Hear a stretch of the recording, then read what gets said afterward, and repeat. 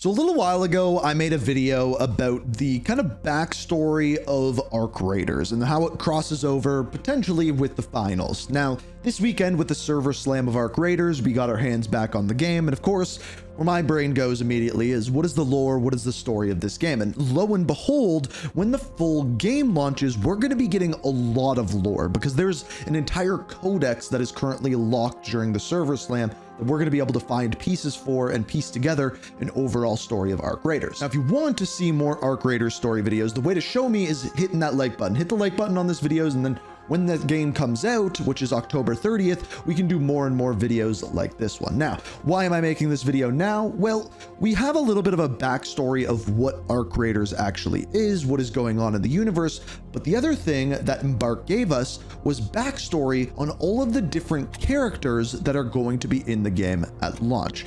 And what I'm going to do today is go through all of that kind of backstory and what will set us up for the launch at the beginning of the story when the game launches in essentially 2 weeks from now. So first things first, let me give you a little bit of backstory on what Arc Raiders actually is. In Arc Raiders, humanity's dominance has been fractured. A mysterious mechanized threat known as the Arc, or Autonomous Recon Combatants, appears to emerge on the surface of the Earth. They descend upon the surface, destroying cities and making large parts of the world completely uninhabitable. Because of this cataclysm, pockets of humankind are forced underground into settlements and tunnels to survive, leaving the topside mostly abandoned, or at least very extremely dangerous.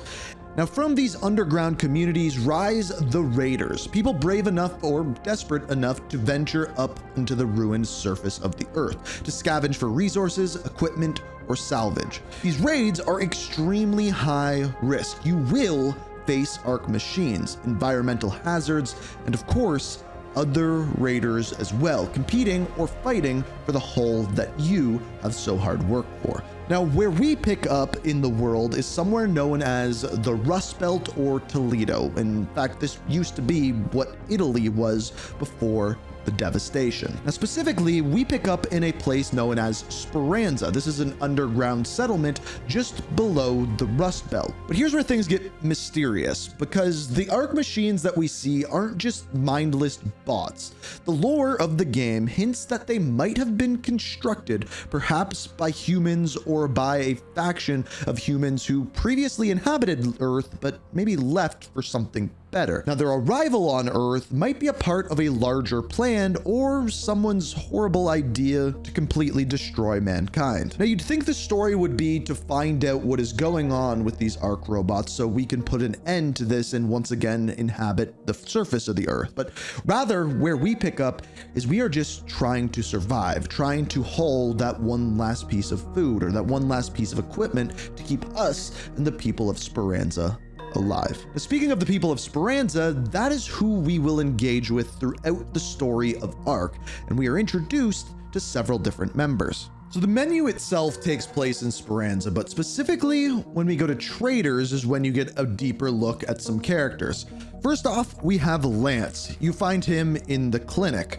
As far as who Lance is and what he does, Lance is one of the most talented medics Toledo has to offer. An eccentric, bubbly android, Lance is always trying his best to fit in amongst the humans, regularly singing off-pitch midnight karaoke, shopping for the newest underground fashion trends, or boxing in Sparanza's fight ring. Well, amnesia has robbed him from some of his memories from who he was before he arrived.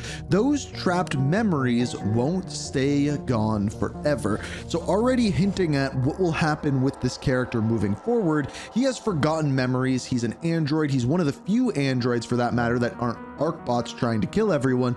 And what his missions will eventually lead to is us finding out about his backstory, where he came from, and who he is. Now, for the vendor for grenades and gadgets, we have Apollo. His backstory is that Sparanza is not his first rodeo. A traveling mechanic, Apollo has chosen Sparanza as his home for the time being, fixing up whatever raiders need fixing. While he can at times seem cryptic about his past, Apollo can't help but try to make wherever he is a better place. Whether that's running a kid's football team or keeping the library stocked stocked up with books, Apollo knows there's more to life than just survival. In other words, some of his missions might be finding some just items around the Rust Belt that will make your day-to-day life a little bit better, whether that be rubber ducks for the kids or whether that be some books to stock up the library. Then we have the weapons dealer by the name of Tian Wen. Most people underground haven't seen more of Tian Wen than just her eyes. Sparanza resident's gun craftsman Tian Wen is a recluse who seemingly prefers the company of her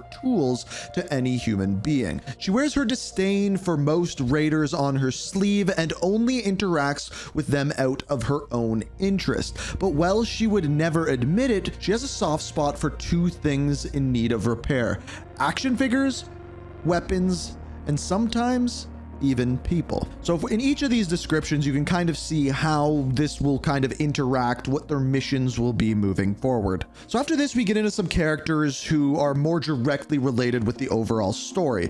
First off, the kind of main character you talk to, starting out with Celeste. She is a charismatic raider leader in Sparanza. Celeste is the symbol of hope for humanity underground. As the leader of the raiders, she is responsible for keeping morale up, even as Ark attacks worsen. And when tragedy comes to pass, well, she tries to keep the pressure off. You can find her staying up, strategizing into the wee hours of the night, ferociously playing darts by the bar, and drinking coffee all day to keep her eyes open. And this leads us to Celeste's right-hand man, leader of the security, and that is Shawnee.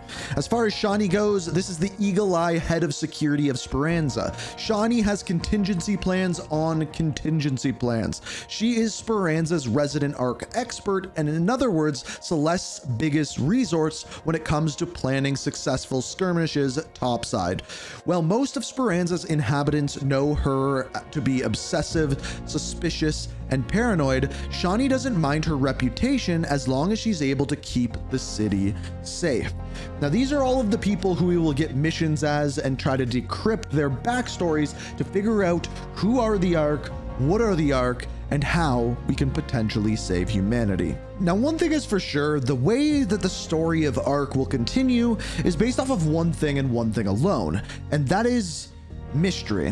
Whether we're looking at the traders and trying to uncover the mysteries of their backstories, or going into our Raiders Codex and taking a deeper look at maybe each and every single one of these, maybe the robots and various pieces of intel that we find throughout the game, one thing is for sure: mystery is what will drive us. But it's not just the characters that we dove into today, it is the world itself.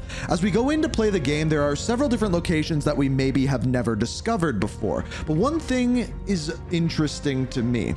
If you go around to these different locations, each of them has a difficulty rating. Each and every one of them.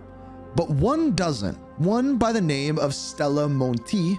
It says in the description, the tubes leading to this location are heavily trapped, but disarming is already being planned. No one knows what awaits there, though the cantinas around Toledo are abuzz with rumors and speculation. What this leads to me is either a new location at launch that they are hiding from us, or one that could be unlocked in the future. And what lies ahead maybe could be a completely different location than Toledo, a new destination, or something completely different altogether. But like I said, it is one thing and one thing alone that will drive this story forward, and that one thing is mystery. And if you want to be a part of uncovering that mystery, subscribe, let me know what you'd like to hear in future story videos on the channel, and of course, for more Ark Raiders, hit that like button. Thanks for watching, and until next time, peace.